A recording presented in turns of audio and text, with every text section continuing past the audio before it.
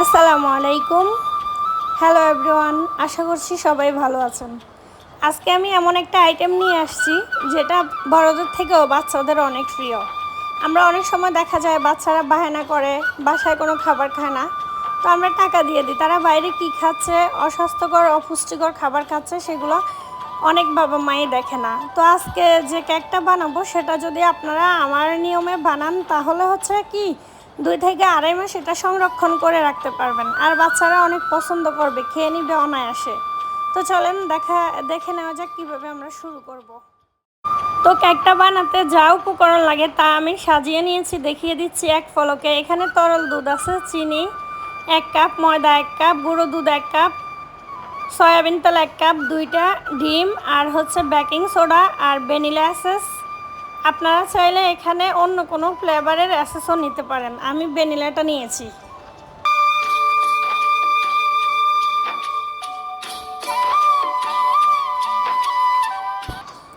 এখন আমি 1 কাপ পরিমাণ দিয়ে দিলাম সয়াবিন তেল।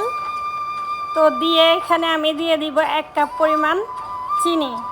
চিনি দিয়ে আমি ভালোভাবে এগুলোকে মিশিয়ে নিব, প্রায় 5 মিনিটের মতো নেড়ে ছেড়ে মিশিয়ে নিব ভালোভাবে। এত তাড়াহুড়ো করার দরকার নেই, আস্তে ধীরে মিশিয়ে নিচ্ছি।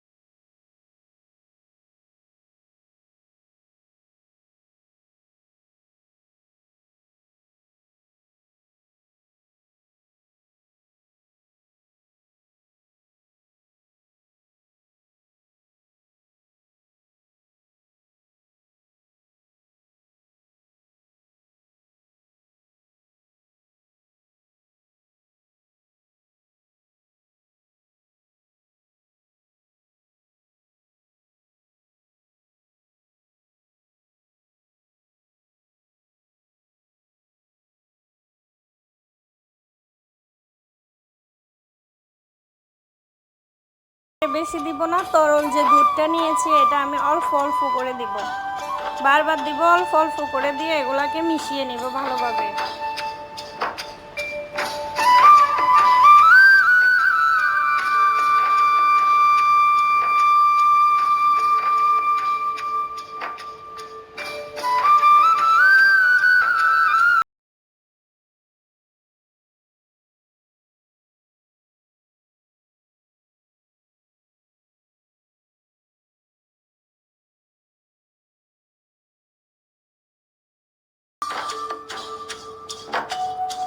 তেলটা কি হচ্ছে ভালোভাবে মেখে নিতে হচ্ছে, না হলে আমরা যখন এগুলো চুলায় বসাবো কেকটা ভিতর থেকে ফুরে যাবে। তো এখন আমি পাতিলের বাটির মাপে কাগজ কেটে রেখেছিলাম সেগুলো বসিয়ে দিচ্ছি খুব সুন্দরভাবে, চারদিকেও বসিয়ে দিব।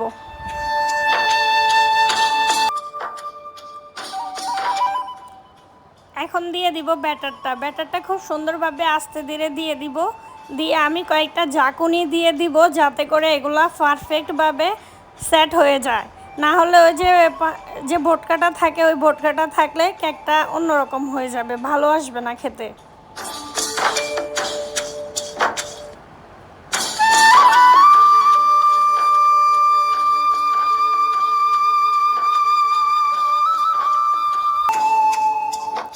এখন আমি কেকের যে ব্যাটারটা ছিল এটা আমি বসিয়ে দিচ্ছি, দিয়ে খুব সুন্দরভাবে ঢাকনা দিয়ে দিব।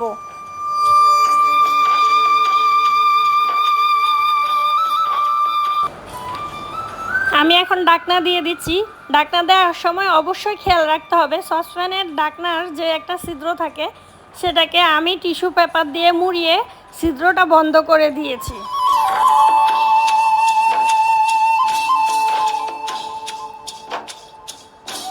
এখন চুলার আঁচটা একেবারে লো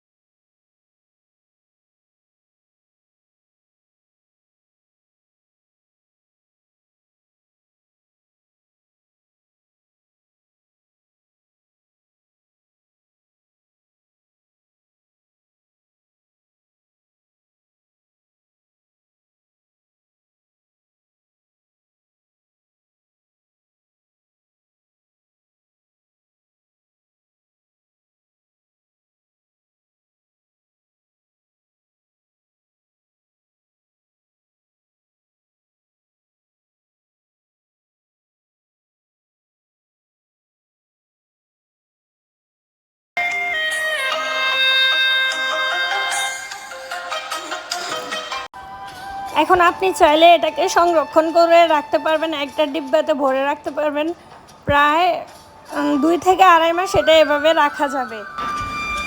এভাবে বানালে বাচ্চারা অনেক পছন্দ করবে এটা খেতে। আর হচ্ছে এটা অনেক সুন্দরভাবে খুব নরম তুলতুলে হয়েছে। আপনি চাইলে এভাবে